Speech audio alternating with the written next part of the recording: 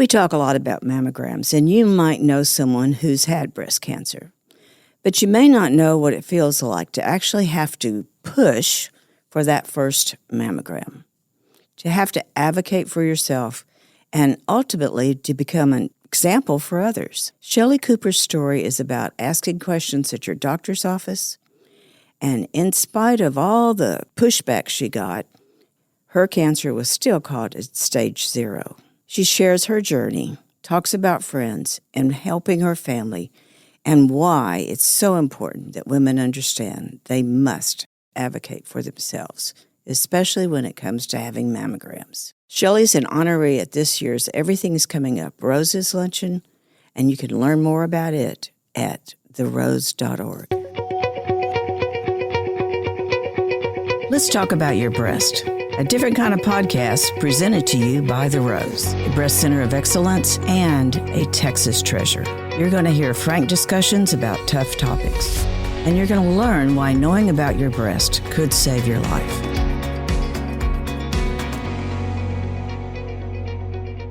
Shelley, how do you feel about being one of our honorees, along with your mother, at our upcoming event, Everything's Coming Up Roses?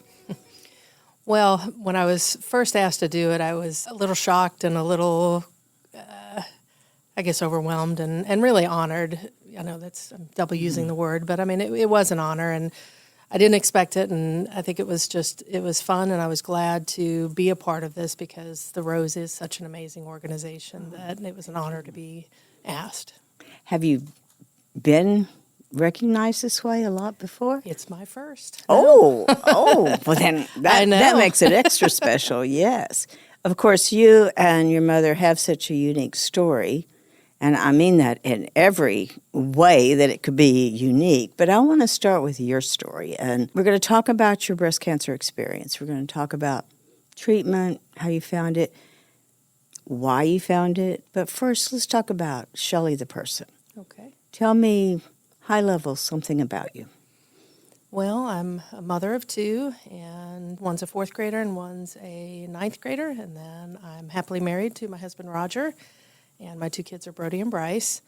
I've been in the plastics industry for my entire career, and I always joke and mentioned this to you, in fact, just a minute ago, that my parents used to talk about it and bore my brother and I to death at the dinner table because that was their life and their conversation. Mm-hmm. But it was not interesting to us as children. But something must have rubbed off because my life and career has been involved in it. So your mother was very much involved. She owned a company. She did, yes. Yes, it had to do with manufacturing and... Correct. So we manufactured container liners, so just giant bags for shipping chemicals and different things. And she asked me to come over and work for her. And I thought, oh gosh, am I ready for this? This was shortly after college. All right, so you're bored to death with this talk. You're right. And it's very much a male-dominated world, true? Correct. And you really didn't have burning desire to just get into that world and show everybody you could do it just because.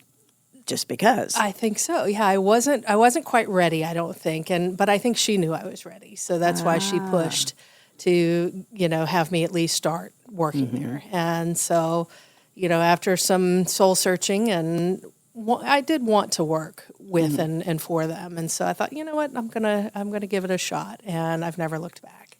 So it's how many years later? So, gosh, 25-ish, 25-ish years later. You're still in that industry. I am, in one form, fashion, or the other. Oh, my goodness.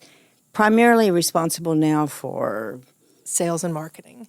And most of my career has been in sales and marketing. I've had the opportunity to experience other roles, kind of stretch roles within a company that I used to work for, which actually bought their company, ITW. And so I've been in supply chain, I've been in customer service, I've been on the manufacturing floor, and really just always came back to sales and some degree of sales role. And so I'm curious, does somebody call you and say, we need this product, or are you searching them out? Or it's a little bit of both, and usually I've been involved in kind of a unique niche market or offering. So it's more work trying to find the right fit and finding opportunities that replace some other product, or, for instance, replacing a paper and turning it into a plastic, or something like that. So it's a little more work than just, some leads do come to you, but most of the time I'm You're out there Yeah. having to find it. Exactly. Yeah. Well, that's interesting. It was so different than I was imagining, what this type of work would be Sure. like. So now there you are working. You were working at the time when you were diagnosed, I true? was. And tell us about this diagnosis. You were right at 40? So I wish it was 40, and that's part Oh. of the story. It was 41. So I went on my 40th appointment, June, and I turned 40 in September. And so I was technically 39, almost 40. And I said, hey, I'd like to get my mammogram this year, because I've always had it in the back of my mind that I needed to stay on top of that. One of my really good friends from high school passed away at 30 or in her 30s from it. And then we have a family member who's fairly young that fought it for a long time and unfortunately passed away as well. So it's always been something that I wanted to stay on top of. So my almost 40th, I said, yeah, I'd like to get the mammogram. And she said, well, really we wait till you're 40. And at that time, they were actually looking at pushing it out to 50. And so, they said, well, you really don't need it. And I said, well, I do. And so I kind of succumbed to the suggestion and didn't do it that year. The following year, when I was turning 41, I said, okay, I need it done. And that's when I pushed for it. And so I did get it that year. And it was also the time when 3D mammograms weren't really as predominant as they were. And I said, well, I've read about 3D mammograms. My mom has dense breasts, and I don't know if I do, but I'm going to assume that I do. And I've heard that you need that.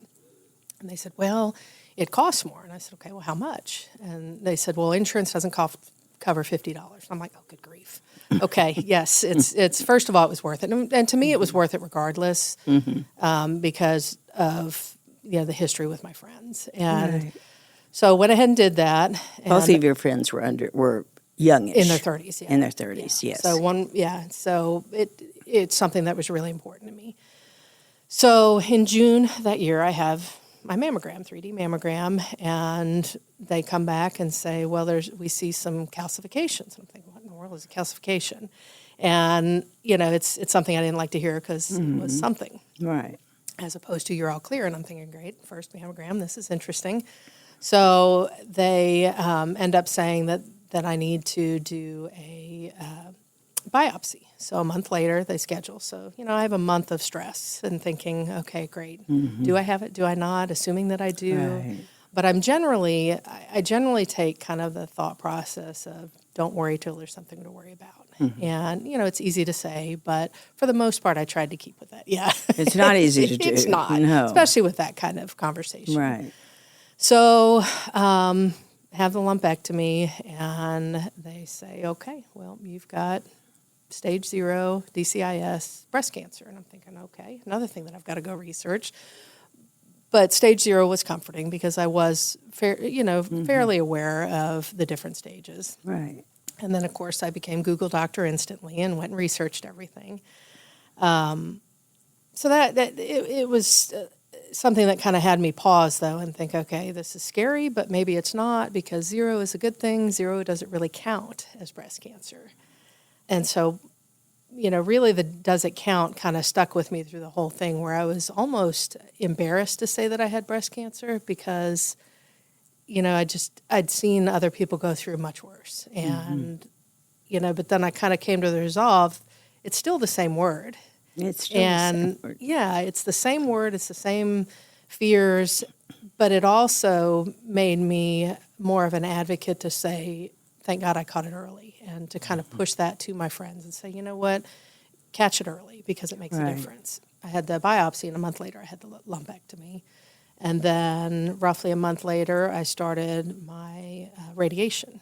And it was at that point where I had done research and, again, tried to advocate and understand. So I had my list of questions in my phone that I would ask the doctors. And I know they thought probably that I was nuts, but I kept asking. And I would ask each doctor, the oncologist, the radiologist, kind of a variation of the similar questions to see what different answers I got so that I could kind of form my own opinion of how I tackle things. Now, this is 8 years ago, 9 years ago? This is now 10 years ago. 10 years ago. So I just want our listeners to understand now, doing the things you did is not unusual. You know, Right. women are encouraged to ask those questions, record the doctor, whatever, so that you remember all this. No, a decade ago, it just wasn't happening. No, So that had to do with you doing your research. That had to do with you've kind of got this natural curiosity anyway, right? Right. Yeah. And I'm an innately organized individual. And so is my mom. I get, okay. I don't fall far from the tree on that one. But, I'm very organized. If you ask any of my friends, that's probably the first thing that they'll comment. So, it is important to me. And also, being organized, I also recognize that I don't remember everything. So I do, for something as important as this, and I actually listened to one of the podcasts recently who talked about, documenting your health history. And I thought, oh, good, I'm doing some of that. But it was important to me to understand what happened when and figure out what I need to know. Right. But even advocating for your first mammogram, even knowing you really needed to get that done. When I was reading some of your bio, and I thought, that was during the time when they were talking about age 50. They, in fact, moved it to 50, and many doctors were not referring their younger patients for a mammogram. It never made sense to us in the field. Okay. It just never made sense. And I think it stayed around for maybe 5 years until they realized how many late stages they were finding. So that even emphasizes more the difference of you saying, no, it's time for me to do this. I mean, that is so important. And I definitely attribute that, to my friend Stephanie and how much that impacted all of us at that time. And, I probably wouldn't be asking the questions if it didn't happen to her. And, I really, really pushed for it because I saw what could happen and at such a young age. And in fact, I would, during that time especially, push my friends and say, I know they're saying 50, but don't wait, push for it and get it done and figure out a way to get it done. Because it's for me, it was detrimental. It could have been detrimental. And for many young women, especially in their 30s, this becomes a diagnostic mammogram. So it's not just automatically covered. You have to have, a special referral, yada, yada, yada. So there's every barrier put in place for that young woman to keep her from finding this out, because young women don't get breast cancer. Yes, they do. Right. Yes, they do. Yeah. Yeah, in my friend group, there's 3, maybe 4 of us, and 5, including myself, that have all had it. Really? Sometime after their, in early 40s and somewhere in that range. So still fairly young. Oh my gosh, yeah. And some aggressive ones. So then, just to finish my treatment plan, so I went on and did my radiation. And at that time, I had read about a Canadian regimen. And I thought, well, what in the world is that? And so I researched a little bit, and it was a 4-week treatment that was more intense and more frequent. And so I asked my radiologist about that, and he said, well, yeah, you could do that. And he said, really, there's not much of a difference. It's a little bit more intense. You could have a little bit more irritation, but it's proven successful. And I said, okay, let's give it a shot. And so I did that, and surprisingly had very little side effects. I mean, I was tired, but not debilitating, and I had some redness, but nothing that was out of control. So I was really shocked, especially hearing that it was more intense, that it was kind of a smoother ride than I expected. And then I rang the bell in October of that year, and that alone was a story, because really going through it, again, I took the positive route. I kind of updated friends and family through an email, and I always tried to keep it lighthearted and add humor to my emails but then I always finished it with get tested and be sure that you're, and not just breast cancer. I said, do all of your annual testing and take it seriously. But then, so I kind of just pushed my feelings aside. I never really hit me what had happened again, because it was stage 0, and I thought it's easy and I'm lucky. But my mom showed up at me ringing the bell and surprised me because I, again, kept it under the radar and just, it was just something I was doing. So I walked in and she was there. And it immediately, I just lost it. And that was really the first time that I think I cried during the whole process, except I think when I told my husband. And, I was so thankful she was there and didn't realize how much it meant, how much I needed her. Yeah. Oh, So, that's sweet that was story. kind of, yeah. So you just weren't quite as tough as... No. Oh. Not as tough as I think I am.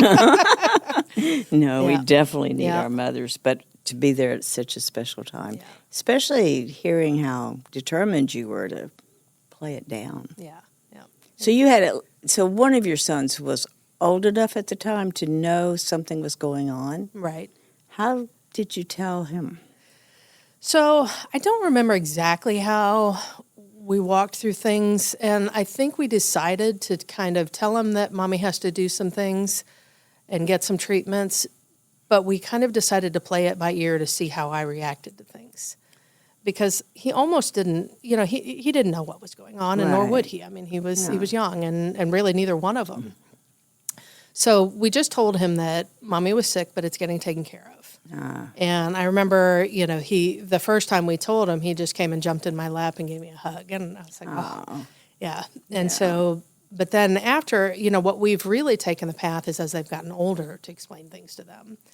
And to, as things come up where other people get sick or, things come up about breast cancer, we share it with them and say, Mommy had breast cancer, and it just shows how important it is to stay on top of your doctor's visit. So we really try to do that with them as well and say it's important to go to the doctor. It's important to do this. And because, they'll ask me, why do we go to our annual doctors? Why do I need a flu shot? Why do I need this? And so we give examples like that and walk through that with them. And we had another 2 scares. One, I've actually had melanoma as well. Yes. So I had 2023. I had melanoma removed on my back, and I go religiously to the Wow. So, and that kind of steps back to the paranoia of getting some sort of cancer, always being feared that that it's going to come back and things like that. So I stay on top of my skin appointments because I'm also susceptible. I have a lot of freckles and things like that. And I remember the first time I went to a skin doctor, they were like, oh my gosh, you have a lot of freckles. And I thought, well, I thought that was normal. My grandma did, my mom does, I just thought it was normal. But they said, that's skin disease. And I was like, okay. So, yeah, no, talk about scaring you. But it was a good scare. Yeah. And again, just one more reminder, stay on top of things. So I go every year, and that year they pulled out a melanoma, so now I go more regularly. So it's just, those are the kind of stories that, and my kids go every year. I take them every year, and those are the things that I say, this is why you do it, because if you catch it early, it's a non-issue. If you don't keep up with things, it can become bad. That's true. Yeah. That is so true. Go back to diagnosis. How did you tell your husband? So I think he was at work when I got the news, and so I called him and told him. And I said, I don't know what this means. It's, they've told me that it's, it's 90% curability rate at that time. And, so here we are. Let's go for the ride. And not a ride either one of us wanted to be on, but it was the one we were on. And, he was very comforting, and he doesn't overreact either. He's an engineer. He's very, by the books, and so he did his part and did research too, and kind of walked me through his experiences, and we just started the journey together and held our hands throughout it. So, yeah. What about work? Was it difficult to work at this time and stay focused? Work was supportive? They were extremely supportive. I was very, very fortunate that it was almost like they created a leave plan for me. And I think at the end of it, they were like, we probably need to figure out a way to do this in the future if it happens to somebody else. But, they were very flexible. So if I needed time off or, during the radiation treatments, I would just run over during lunch and get it done and come back. And if I wasn't feeling well, they were, willing to say, hey, yep, just go home. But for the most part, I was able to continue working without many disruptions. But like I said, during, the surgery and things, it was just like, okay, we'll take those days off. And it wasn't necessarily, it was more of a leave than, I ate up the vacation first, but they Right. gave me flexibility on the leave, which was amazing and very supportive, and they were supportive through the whole process. So I couldn't have been more thankful. And for recovery, those types of things are so important. Work support, family support, having that understanding around you makes a really big difference. Absolutely, because you already have a high degree of stress. You don't need those additional, it's nice to be stressed about work and then them tell you, what, it's okay. So you can kind of take that, even though I still felt guilty, and I would be, try to show up and try to make sure that I did, I didn't abuse the privilege that they gave me. But, it took just an enormous weight off my shoulders. I keep listening to you and thinking, you were so matter of fact. Still it's kind of my personality. I really haven't encountered this type of matter of factness with the diagnosis. That's very, it's different. It is, and it's my personality. I'm just weird it has like that. to be. I mean, my goodness. I know it is. I mean, and don't get me wrong. I mean, it hit me hard, but it is just one of those things. I'm very pragmatic, and I do try not to worry until it's something to worry about, like I said before. But I am. I mean, it's sometimes I'm too pragmatic, and I'm sure it kind of is a put off at times, but it's just, I don't know. It's the way I approach things. I think it's good for, again, every breast cancer experience is different, and the way that women react is different. Sure. There is no right or wrong way. I think that's one of the things we so try to stress around here. Your cancer is your cancer. Your body is your body. And I can't imagine that you don't go to your annuals and always have a bit of concern. Oh, it is. It is. It's stressful. And, Yeah. I think part of the reason I had to be pragmatic, too, is I had 2 young kids, and it's, they don't know the difference, and nor should they. And I tried not to have it impact them. But you're right. When I go to the appointments every time, it's a stress factor. And, even just with my annual well woman visits, I mean, sometimes I have pushed to get my pap smear, even when they've pushed it out to every 5 years. And I'm like, well, I don't believe those anymore. So I just kind of, I'm like, something feel weird. Sometimes I'll just make up something to make sure that I get, that I do. I'm like, yeah, I think so. Well, but because I'd just rather be yeah. uncomfortable for a minute to put some ease, because I do worry. You once you have that cancer diagnosis, like I said a minute ago, you're always worried about, will it come up somewhere else? Is it going to come back? Is it, going to come up this time too late? So it's always in the back of your mind. You've seen your body do something it wasn't supposed to. So yes, it's always there. Yep. And there's almost this understanding that anytime you have any kind of cancer, it opens a door that you never wanted open. Right. And so you do have to be aware. You have to be surveillant. You have to be ready to have those tests. And it's good that you're so, I don't want to say aggressive, but so, what's the word? That you're going to insist on having it. Yeah. Well, a lot of us would not be quite that strong. Well, thanks. And, I think it's important to share that, though, because, we trust our doctors, and we should. Yes. They've gone through schooling, but they don't know everything, and they don't know. They don't know your body. Right. And they can't know every single thing that's come around. I mean, you don't have a lot of time with them anyway. They're not going to go through the whole, Absolutely. So sometimes you have to do a little bit of your own research, ask for second opinions, kind of, learn to be an advocate, whether you're comfortable about it or not, because it's, some people are, kind of intimidated to say, well, are you sure? Or what does that mean? Or, and to be honest, that first time when they said you don't need it now, I was like, well, okay, I guess not. And then the more I thought about it, I was like, I'm not going to let that happen again next year, because I didn't like the answer. And so it's okay to, I guess, make the mistake, but just, or not feel comfortable, but just, force yourself to do it. As confident as I may seem, I wasn't I'm not confident with doctors, because they have a different expertise level, and so now, but I do try to push for things that I've either researched or asked the questions, and hope that they guide me in the right way.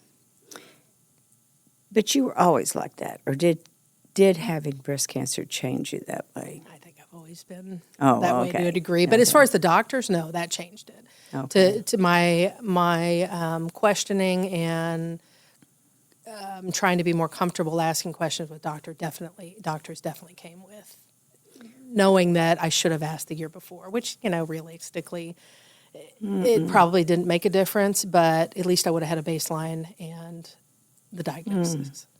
Yeah, but you still would have probably shown it that first time. Have. I mean, to have your first mammogram. Yeah. That is... I know. That alone is scary in itself. Yeah. I mean, I just thought I was going to have my uncomfortable moment and walk out and go on to the next year, but... Yeah, I always tell people it's just real awkward, when you haven't had it, but it is definitely worth it. Yeah, and I'm a modest person. I'm not one to just throw my boobs out there and be comfortable. Not many people are, right? No. So, you just have to force yourself to be comfortable with it. And I've had so many people touch them now over the years that I am like, all right, just go. Well, it does change us that way. It does. Yes. And when you've had that experience, right? yes. And even when you haven't, you just have to force yourself to be. Even like colonoscopies and things like that. I mean, I just push people. I'm like, it's not that bad. Just get it done. Right. You drink something gross and then you're asleep and then it's over. But and on that note, my husband was diagnosed with colon cancer last year.